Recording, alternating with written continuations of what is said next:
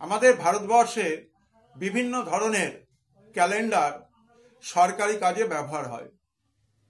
In the light off history ইতিহাসের আলো YouTube চ্যানেলে আজকে আলোচনা করব গ্রেগরিয়ান ক্যালেন্ডারের বিষয়ে।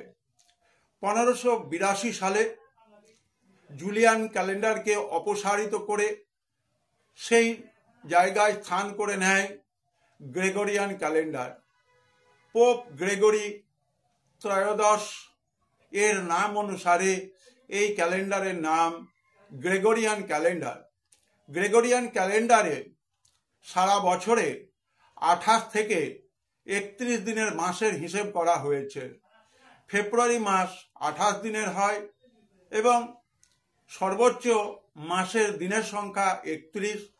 মনে রাখতে হবে যে বিভিন্ন ধরনের সরকারি কাজে বিভিন্ন ধরনের যোগাযোগের মাধ্যম হিসেবে জুলিয়ান ক্যালেন্ডার, যা কিনা সোলার নির্ভর, তাকে মান্যতা দেওয়া হয় এবং অন্যান্য সাংস্কৃতিক ধর্মীয় যে অনুষ্ঠানগুলি আছে সেক্ষেত্রে আমরা শক ক্যালেন্ডার বা কনিষ্কের চালু করা শকাব্দের হিসেবের ক্যালেন্ডারকে আমরা মান্যতা দিই বা বিক্রম সম্বতকে মান্যতা দিই।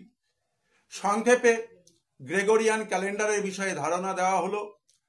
আমাদের এর বাইরেও রয়েছে তিবেতান ক্যালেন্ডার। যারা বৌদ্ধ ধর্ম অবলম্বী মানুষ তারা তাদের বিভিন্ন ধরনের ধর্ম আচরণ, রীতিনীতি, সাংস্কৃতিক বিষয়গুলো তাদের তিবেতান ক্যালেন্ডার অনুসারে করে থাকেন।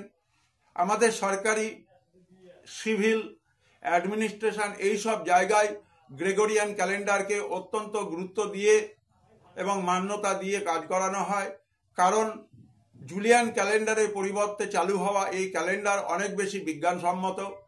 তোমরা অবশ্যই ভিডিওটিকে সাবস্ক্রাইব করবে, শেয়ার করবে এবং বন্ধুদের মধ্যে প্রচার করবে, যাতে করে তারা in the light off history ইতিহাসের আলো ইউটিউব চ্যানেলের বিষয়গুলি তারাও উপভোগ করতে পারে। সবাই ভালো থাকবে, সবাই সুস্থ থাকবে।